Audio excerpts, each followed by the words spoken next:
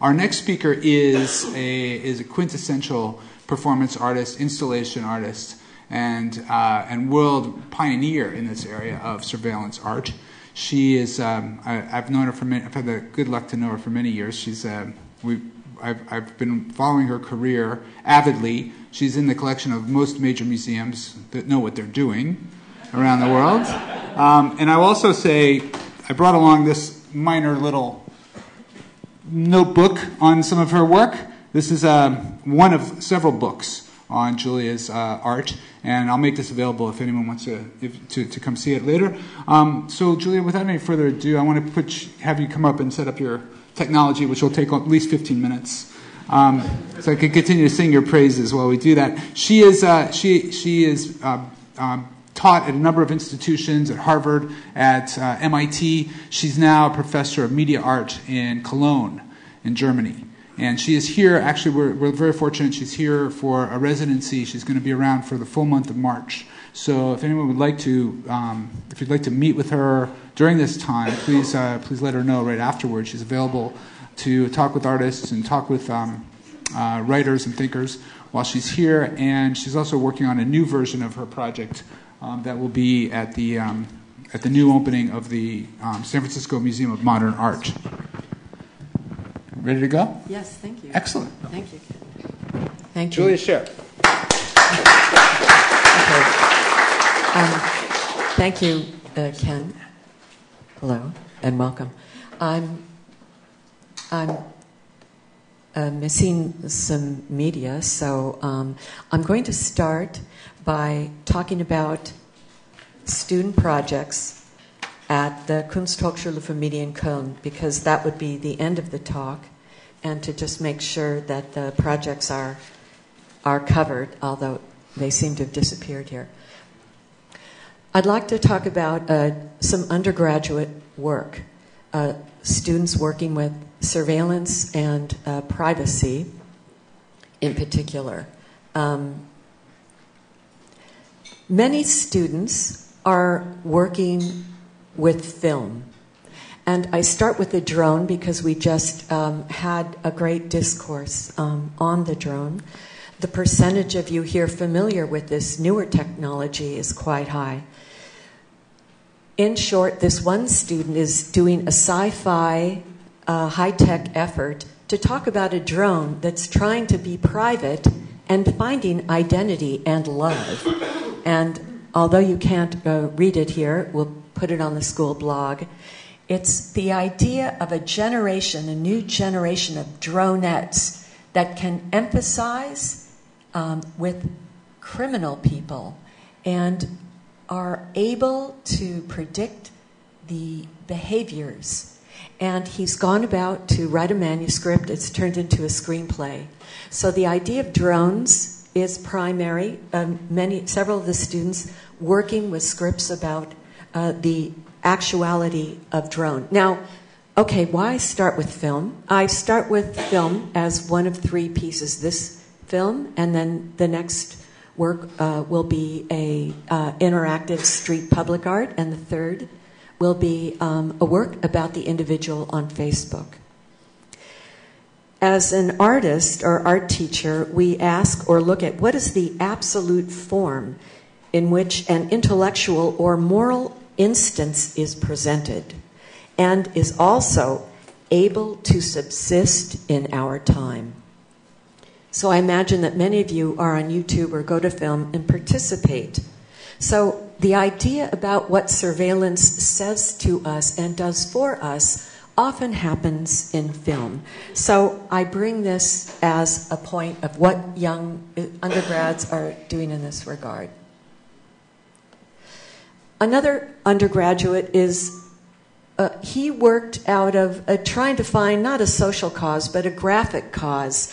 A long story short, he was trying to show the inequity of food distribution in the world and meat.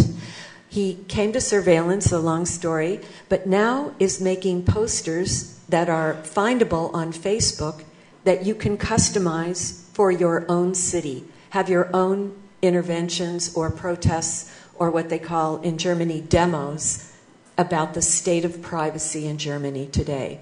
He's been one of the lead graphic designers on the movement in our town called Stop Watching Us, which has gone countrywide. In this particular picture, you'll see the crowdsourcing in the background. He has a great interest and is practiced in use of telemetry regarding crowdsourcing. And then there's President head of Obama behind us.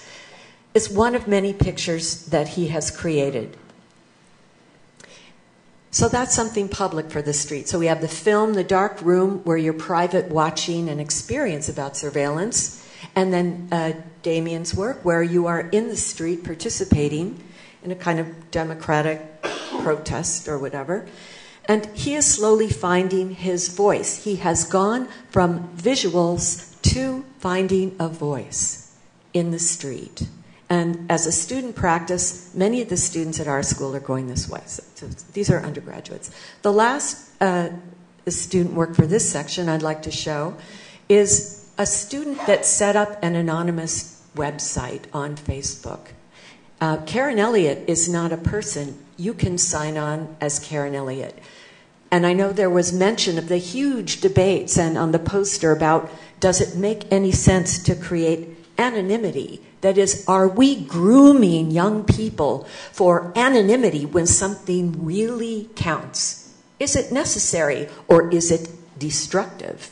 Now, we know about grooming, the grooming of youth for pedophiles. We know what happens when dark criminal behavior grooms the youth to do things which are unimaginably dangerous and destructive. But how about internet grooming, or privacy grooming, or non-privacy grooming, or disclosure grooming?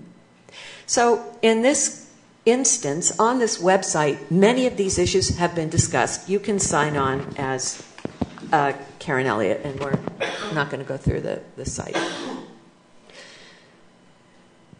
In the seminars, we've looked at the rise of surveillance as both a concept and as a set of everyday practices. I just bring you 3 examples. There are more. And as a humor note, I'm not really a funny person, but I love 50s comedians. These were women liberated in a post-war world where the Cold War and images of women were derogatory and put down. But the humorists, the comedians, gave great essence to the idea of observing the family situation, a Überwachung, a surveillant view of domestic life. Though I'm very into those. And here is a picture of, just for fun, because we've been looking at visual surveillance. Look at the visuals on this 1673 audio surveillance action going on here, where guys in the big room are listened to by this huge shell. So even in audio surveillance, there's a wonderful component. Please note what's different today. The egress, that is the input of the sound, and what is the other end of egress? The exit are located quite well in the drawing. You see where the sound comes in and where the king in the corner gets to register it. Is this a picture of disciplinary society? No, it's a picture. It's a drawing. It's art. I'm an artist. I look at the relational and structural aspects of pictures like this and others, as you know. The old paradigms and the old works are all raw material for art praxis, especially when looking at the deep structures of surveillance and engineering. Okay. So my passion for the current ingredients of surveillance. Let's see if I can move from the web to new.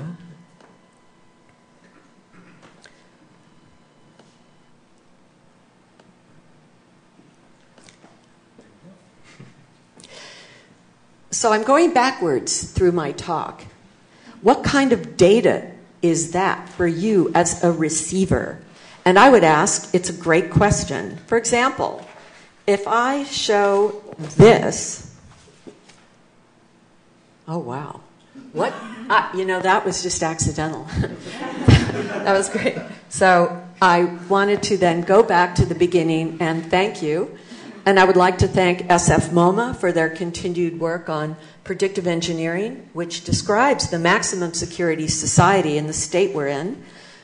I would also like to thank the group of Professor Goldberg and the wonderful people I've met so far, and the other members of the panel. I would also like to say that we have a group, it's online, you can check it out, it's students looking at these questions. Just to let you know where I'm coming from, this is an early work from a long time ago with a hidden surveillance camera, as you can tell. This is the first stage of predictive engineering. We are escorting you through our space now. Where the audio aspect of visualization is so important to our discussion today. We're talking about visuals. We're talking about privacy, hiding. I'm talking about hiding all my secret notes by not writing them in advance. What the hell does that mean to you? So, the systems were meant as self-documenting systems, my work, and in many ways, the self-documenting of it is an integral part today. Here's more projects where the work itself is a documenting mechanism. These are all broken up pieces of surveillance equipment. Here are the fragments, and again, a point of the mosaic, but further montage and what it means to surveillance and security today. What kind of surveillance montage have we created for ourselves, and how do we get out of it and back into it when we want? So I'll end with a surveillance bed, and thank you very much.